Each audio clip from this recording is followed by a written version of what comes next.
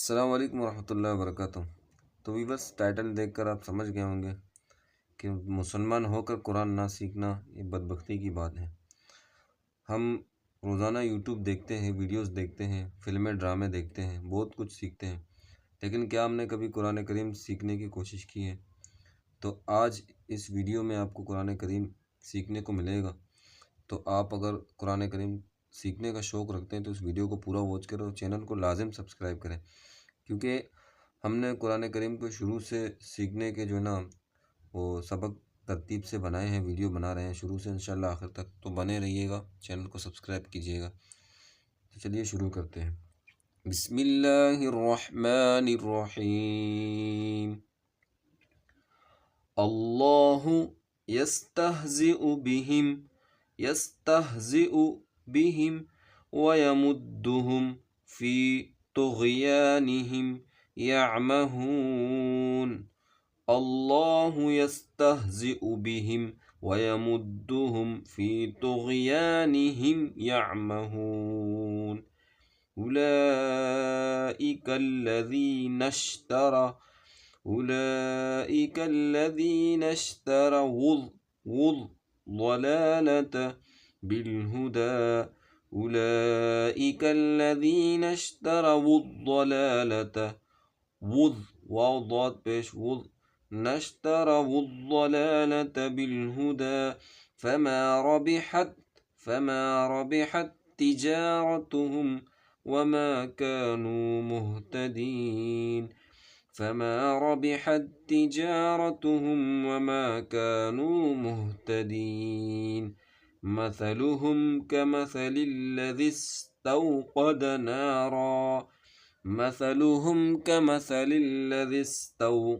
نارا فلما أضاءت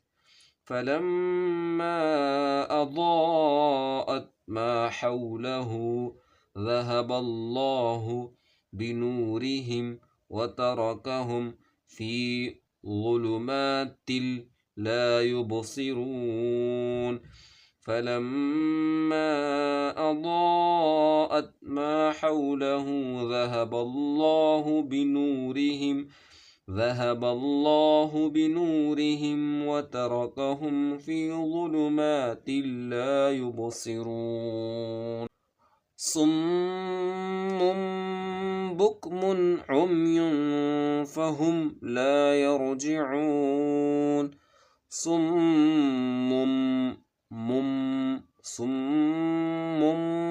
بكم عمي فهم لا يرجعون.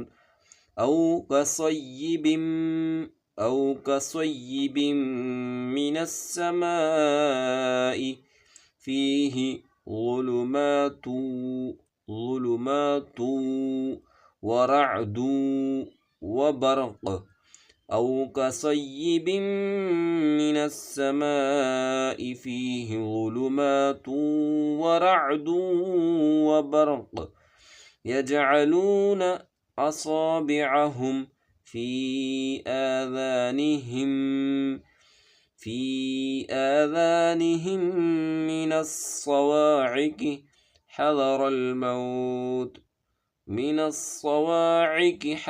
الموت والله محيط بالكافرين. يكاد البرق يخطف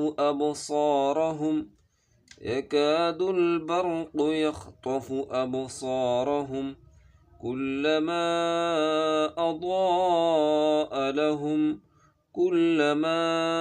أضاء لهم مشوا فيه وإذا أظلم عليهم قاموا.